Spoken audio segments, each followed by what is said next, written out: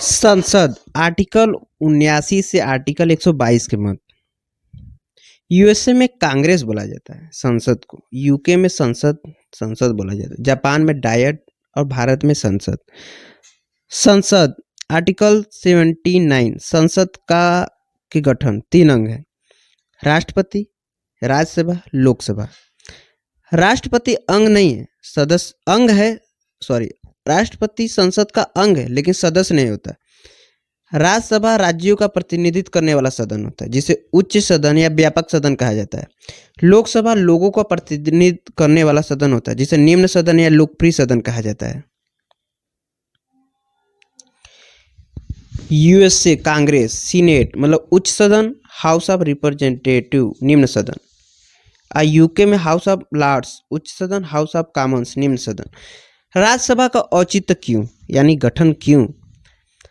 राष्ट्रीय हित एवं व्यापक हितों को सुनिश्चित करने के लिए यही कारण है कि संविधान में विभिन्न स्थानों पर राष्ट्रीय हित की व्याख्या करने का दायित्व राज्यों को सौंपा गया है।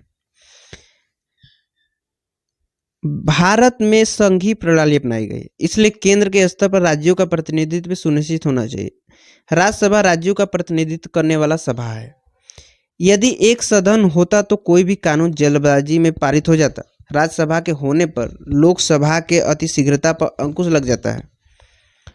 राज्यसभा विशेषज्ञों का सदन, यही कारण है कि राष्ट्रपति राज्यसभा में 12 सदस्यों को मनोनीत करता है। यह कानून बनाने में कानून बनाने के कार्य में विशेषज्ञता लाते हैं। राज्यसभा का प्रभाव संसदीय कार्यों में गुणवत्ता में वृद्धि करने में, राष्ट्रीय हित पर प्रभावी चिंतन करने में। जैसे अखिल भारतीय सेवा का गठन राज्यसभा के प्रस्ताव पर ही होता है, जैसे भारतीय वन सेवा का गठन। राज्यसभा की भूमिका में कमियां: आपराधिक छवि के लोगों का प्रवेश वर्तमान में 22%। राज्यसभा लोकसभा के हारे हुए प्रतिनिधियों का सदन बनकर प्रकट हुआ है। राज्यसभा में कभी कभी समय का दुरुपयोग होता है। कभी कभी सरकार का विरोध करने वाला सदन बन जाता है। राजनीतिक पतन: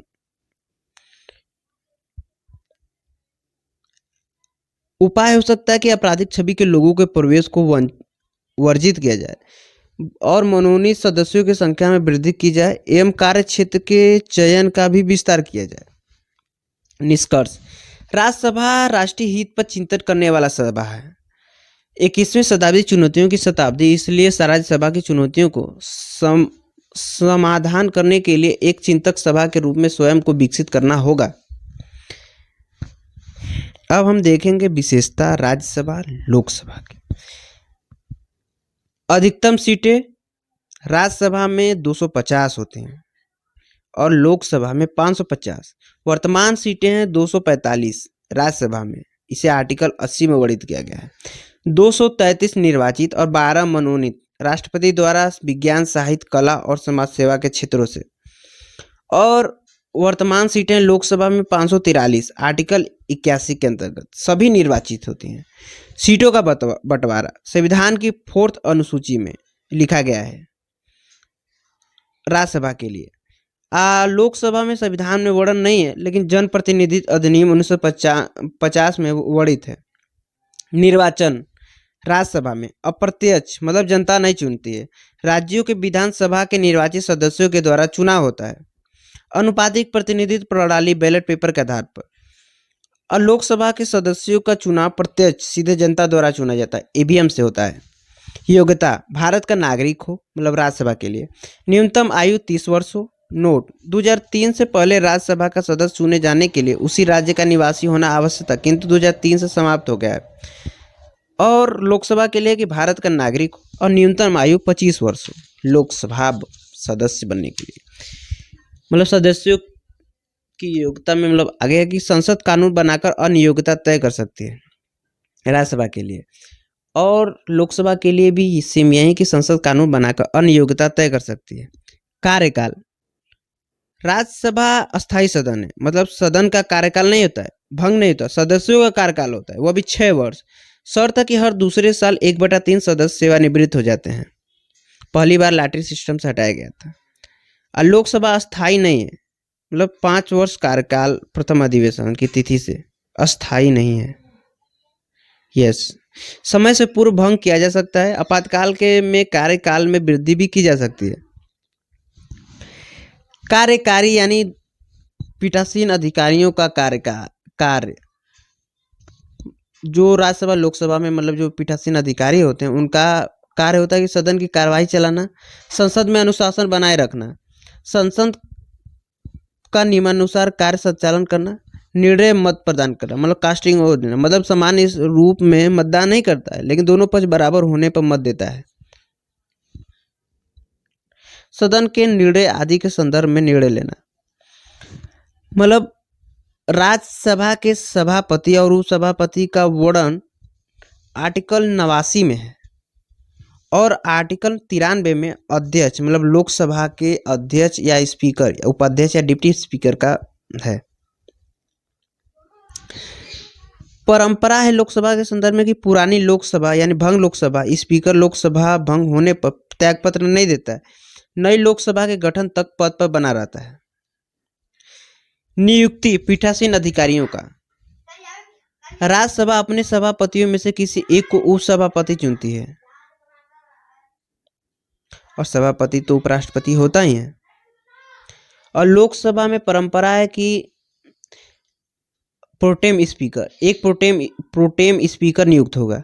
राष्ट्रपति नई लोकसभा के किसी वरिष्ठ सदस्य को प्रोटेम स्पीकर नियुक्त करता है।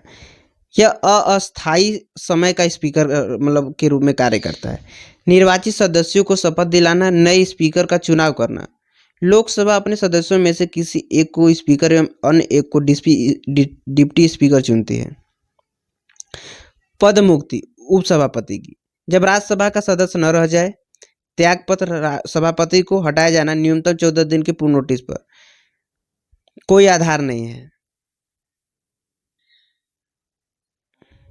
राज्यसभा के तत्कालीन सदस्यों के बहुमत द्वारा पारित प्रस्ताव के आधार पर भी हटाया जा सकता है।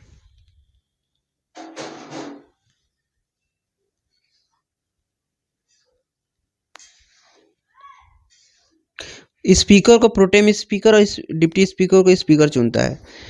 हटाया जाना स्पीकर को, यदि वे लोकसभा का सदस्य न रह जाए, त्याग पत्र दे सकते हैं। स्पीकर डिप्टी स्पीकर को, डिप्टी स्पीकर स्पीकर को। हटाया जाना न्यूनतम 14 दिन की पूर्व नोटिस पर लोकसभा के तत्कालीन सदस्यों के बहुमत द्वारा।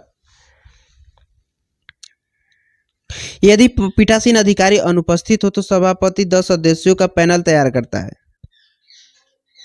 सदन की कुल संख्या का 1/10 मतलब 25 राज्यसभा के लिए। सदन की न्यूनतम संख्या जो सदन की कार्यवाही चलाने मतलब कोरम क्या है कि सदन की न्यूनतम संख्या जो सदन की कार्यवाही चलाने के लिए आवश्यक है वो क्या हो गई मतलब सदन संख्या की 1/10।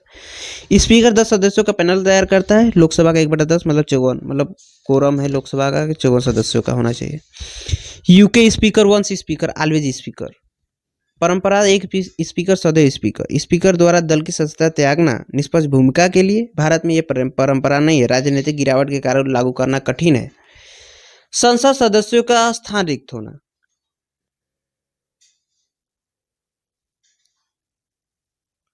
संसद सदस्यों का स्थान रिक्त होना। दोहरी सदस्यता के आधार पर कोई व्यक्ति एक बार में एक ही सदन का सदस्य होगा।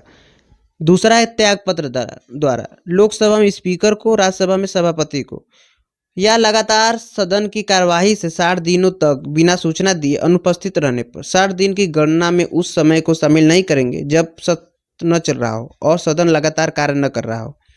या अगला की मोस्ट इंपॉर्टेंट है कि आर्टिकल 2 में वर्णित आधार पर अयोग्य घोषित करने पर।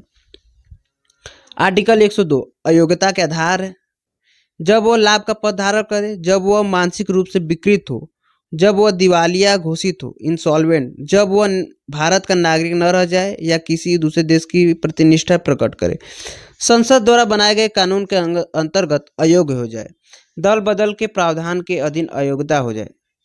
आर्टिकल 103 अयोग्यता संबंधी निर्णय लोकसभा स्पीकर, राज्यसभा सभापति, दल बदल को छोड़कर अन्य आधार पर निर्णय राष्ट्रपति द्वारा निर्वाचन आयोग के परामर्श पर लिया जाता है। लाभ का पद संसद में परिभाषित नहीं, कानून में भी परिभाषित नहीं, न्यायालय ने भी परिभाषा नहीं दी। सुप्रीम कोर्ट ने उन आधारों पर वर्णन किया है जिसके आधार पर किसी पद को लाभ का पद घोषित किया जा सकता है, जैसे सरकार द्वारा नियुक्त, सरकार द्वारा पद से रह जाना, सरकार के लिए कार्य करता है या सरकार का नियंत्रण होता है। कानून बनकर संसद द्वारा कुछ पदों को लाभ के पद से बाहर कर दिया गया है और संसद सदस्य योग्यता निवारण अधिनियम 1949 बनाया गया है। निष्कर्ष यह निकलता है कि संसद सदस्य की भूमिका को कमजोर कर देता है। मतलब निष्कर्ष निकलता है कि लाभ का पद संसद सदस्यों की भूमिका को कमजोर कर देता है, इसलिए समाप्त होना चाहिए। यूके में इसे समाप्त कर दिया गया है।